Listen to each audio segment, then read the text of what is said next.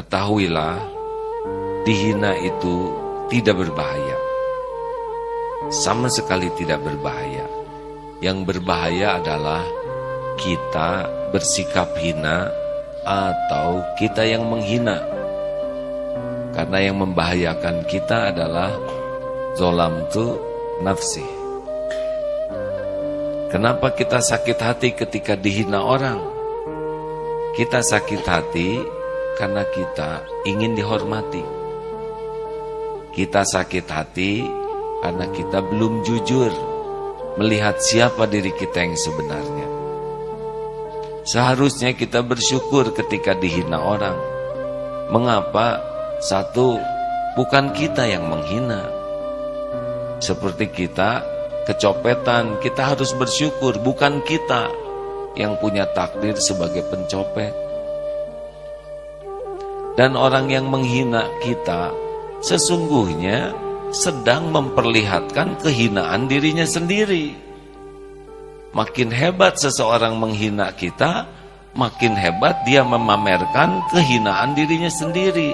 Lalu mengapa kita harus terluka ketika melihat seseorang yang memamerkan keburukannya sendiri? Dan kalau mau jujur, penghinaan orang kepada kita aslinya lebih sederhana dibanding dengan kehinaan kita yang sesungguhnya.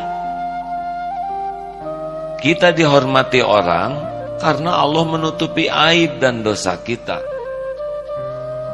Allah tahu siapa diri kita. Kita juga tahu. Kalau kita jujur, dengar saja penghinaan kepada kita.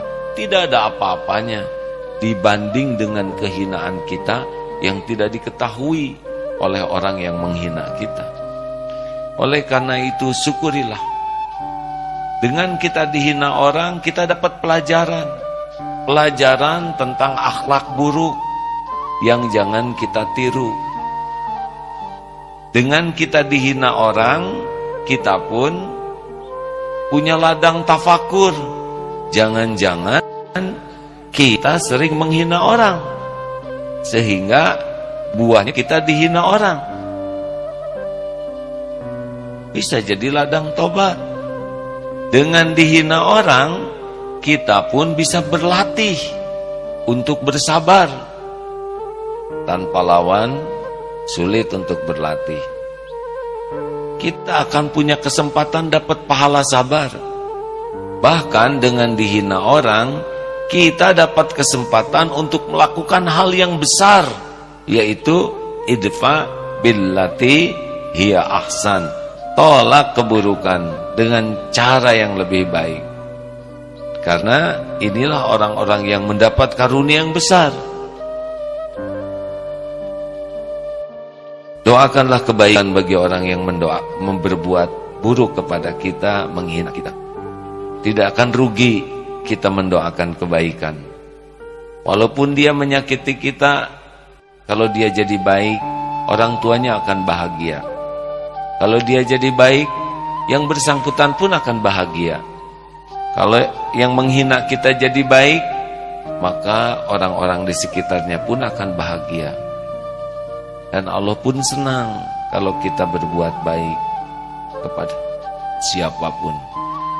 Oleh karena itu, jangan kotor hati, busuk hati karena penghinaan orang.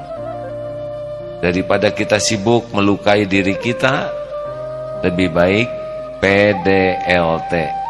Apa PDLT? Perbaiki diri dan lakukan yang terbaik.